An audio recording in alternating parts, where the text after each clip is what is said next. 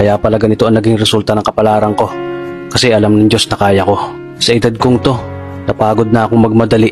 Kaya lahat ng ginagawa ko ngayon, ini-enjoy ko na lang. Siguro sa dami na rin ng aking pinagdaanan, napagtanto ko na ang buhay ay mas malawak at mas mahiwaga pa sa mga problemang dumarating sa buhay natin.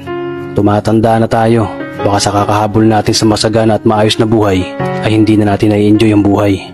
Baka nabubuhay na lang tayo dahil nape-pressure tayo sa sasabihin ng ibang tao.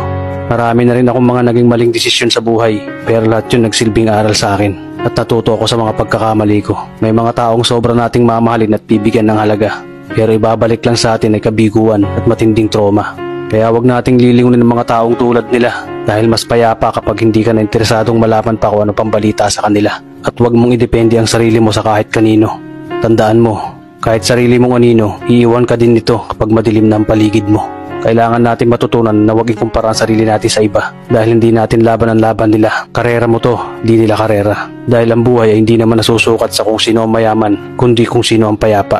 Kaya galingan mo lang palagi tol dahil napakaraming tao mapanghusga, hihilahin ka pababa at lagi mo tong tatandaan.